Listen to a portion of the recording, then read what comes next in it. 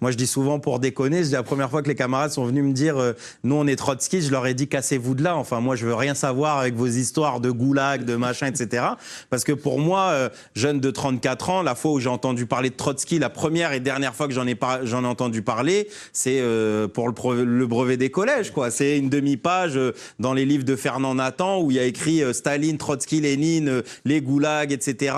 Hitler, machin. Et du coup, on a une vision sanguinaire, en fait, alors que le marxisme, le léninisme, Trotsky, etc. est riche en fait de lecture des situations. Et 2016, c'est aussi mon analyse de ce qu'a été la social-démocratie. Moi, j'ai voté Hollande en 2012, c'est la seule fois où j'avais voté dans ma vie. Au deuxième tour, je me suis dit, bon, le changement, c'est maintenant, mon ennemi, c'est la finance, etc. Je me suis dit, bon, Anas, ça mérite quand même que tu te déplaces, mettre un bulletin. En plus, Sarkozy, le jeune que j'étais à 18 ans, qui a connu la mort de Ziad Ebouna, était très impacté par ce qu'a été Sarkozy et son quinquennat. Et je me suis dit, bon, je vais voter Hollande, parce que pour moi, c'est ça la gauche, ça a toujours été le Parti socialiste.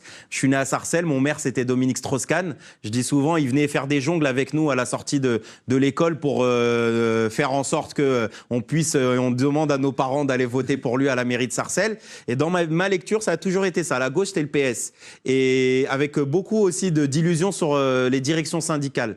Et vous comprenez, quand j'arrive en 2016, que je ne comprends pas pourquoi il y a un parti au pouvoir qui s'appelle Parti socialiste, qui met en place une loi comme la loi El Khomri avec le 49.3, qui auparavant essayait la déchéance de nationalité, les polémiques sur le burkini, et que j'ai en face de moi Philippe Martinez, je me rappelle toute ma vie, place de la République, à Nuit debout, qui dit j'ai pas le bouton pour la grève générale et que moi je suis déjà à plus de 30 jours de grève reconductible, à un moment donné je me dis c'est quoi mon avenir, moi qui ai 2 enfants en fait, et qui considère que ce que j'ai en face de moi, c'est censé être me représenter.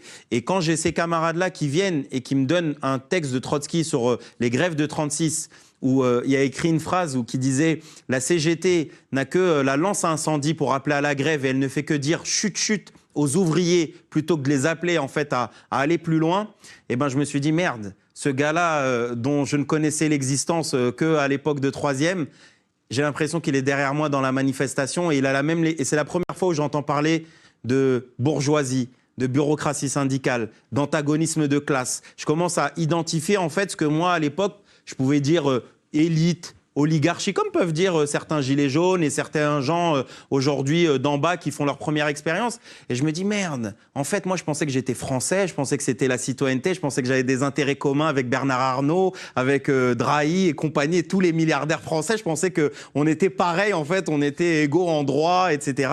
Et au final, le marxisme m'a un peu sauvé.